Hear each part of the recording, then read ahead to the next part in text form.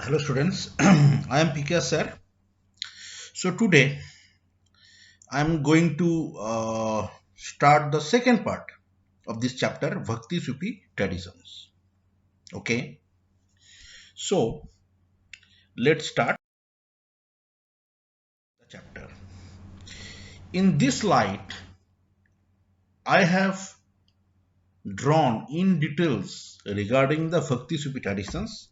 If you need, definitely you can read these things, sources or that reasons for the emergence of the Bhakti. Okay, I have point out several kind of things: Saguna Bhakti, Nirguna Bhakti. Okay, and their features also, features of the Tantrism, features of the Bhaktism. I have written here. So if you want to read this, definitely it will help you. Like in the Bhakti traditions, we have seen that routine worship of the chosen deities, or ex- ecstatic, adoration or trance-like state, singing of devotional composition, all that kind of things were involved in the Bhakti traditions. Okay, and it was composed by the poet saints, or we have got the information regarding Bhakti tradition like from the hagiographic sculptures and written things. Okay, which was compiled by the disciples. Okay, and we have know that the Bhakti traditions were divided into two parts according to the historians, right? Saguna Bhakti and the Nirguna Bhakti. Nirguna Bhakti means the abstract forms of the God, and Saguna Bhakti means when you are worshipping your chosen deities in the form of the idols or the images, right? Now, in the earlier Bhakti movements, I mean to say 6th century onwards, it was led by actually two groups, Alvars and the Niners. Okay. Now, Alvars means who were devotee of the Vishnu. Okay. And Niners who were devotee of the Lord Shivji. Understood? Now,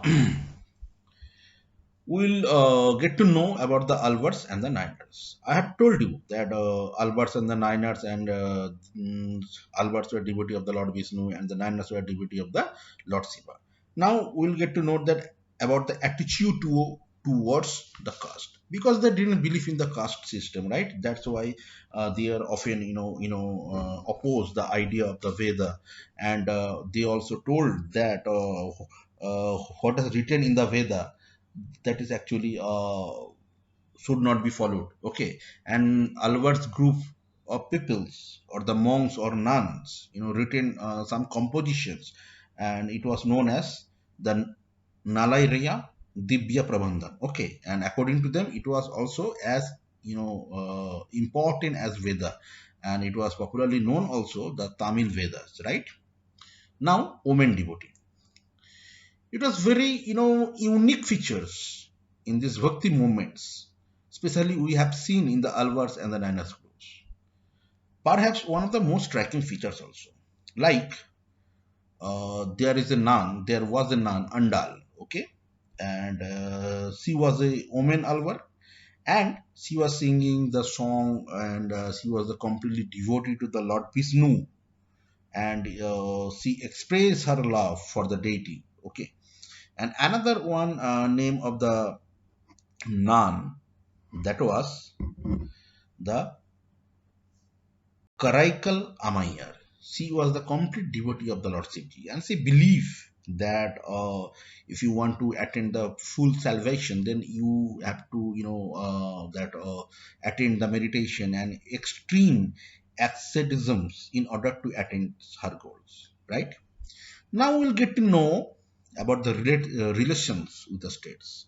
In the initial stage of the Bhakti movement, they had several complaints regarding the rulers and regarding states, because we have seen that many kings and rulers actually they were patronizing the Jain and Buddhist monk and Buddhist sanghas and the Jain sanghas also, and they were also complaining. That's why some verses in the of their composition we have seen that they had written some point of view against the against the Buddhism and the Jainism. But later on, we have seen that Chola dynasty actually.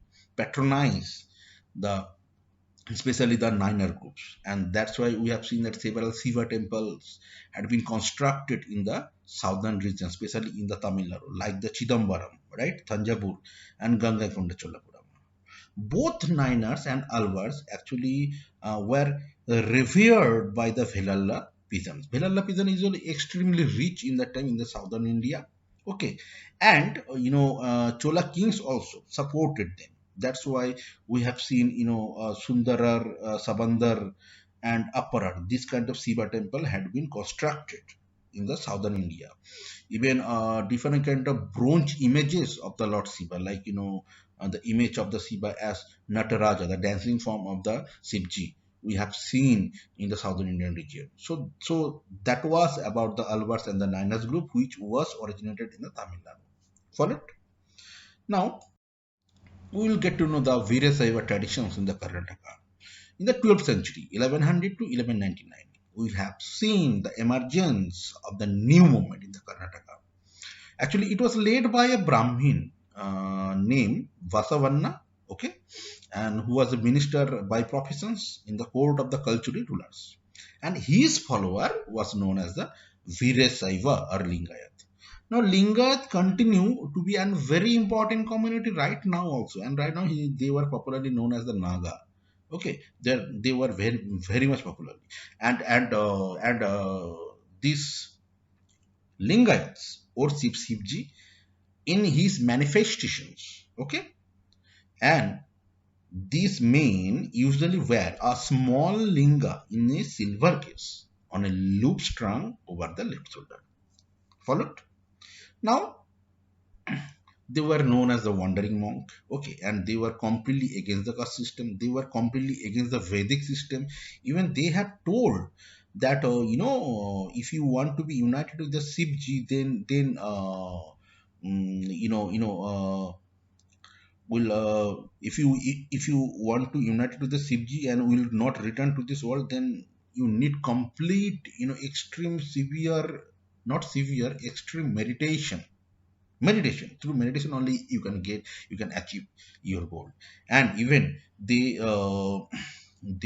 told to everyone that don't practice that funerary ritis such as the cremation process, which was prescribed by the Dharma Sutras and the Dharma Shastras. Okay, they preferred that the bury their dead bodies. Okay, so Lingat always were against the caste system, were against the four varnas which was prescribed by the Brahmanas, and they had told that what is written in the Vedas, no need to follow, and everyone were allowed in for the lingas. Means that every sections of the society can attain. Okay, so this was the Veerasaiva traditions in the Karnataka, organized in that time. On this slide, I have divided the differences between Lingayat and the Veerasaiva. Though Lingayat and Veerasaiva were the same, right? But similar differences were there, like regarding their origin or see beliefs and the religious institution. Followed? Now, I have uploaded and on this slide, I have just copied the what is written in the book. Okay, religious ferment in the North India.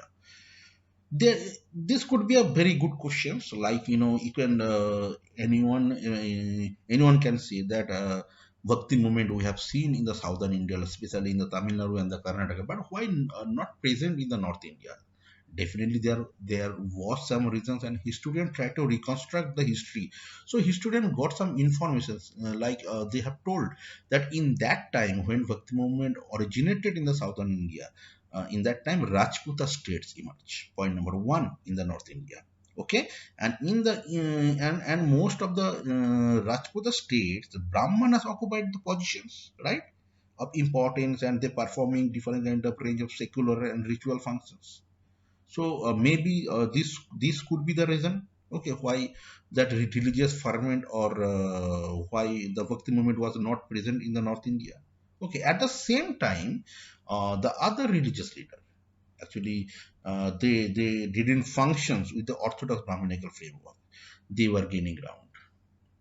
These were the indications of the starting of the different Bhakti movement, but in other names. They were popularly known as Nathapanthis, Jogis, Siddhas. They were very famous in the North India, like the Alvars and the Nayanas group in the southern India. And who became the Nathas, Jagis, and Siddhas, actually they came from the artisanal groups, especially the weavers, and they were very rich by their professions. So that's why whatever they were speaking, they were gaining the importance. That was the main reason. And another one reason is definitely introduction of the Islamic religion. So that's why we have seen that not a such kind of Bhakti movement, had been originated. Has not been originated in the northern India, which you have seen in the southern India in the form of the Filosofic tradition, in the form of the Alberts and the Niners group. Followed. So on this slide, I'm ending this slide, and on the next slide and video lessons, I will upload another more video regarding the Bhakti Sufi traditions, and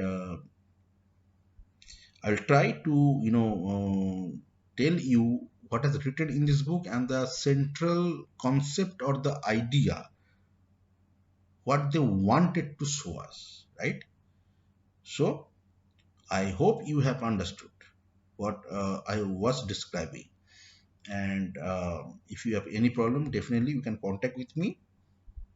Okay, thank you very much.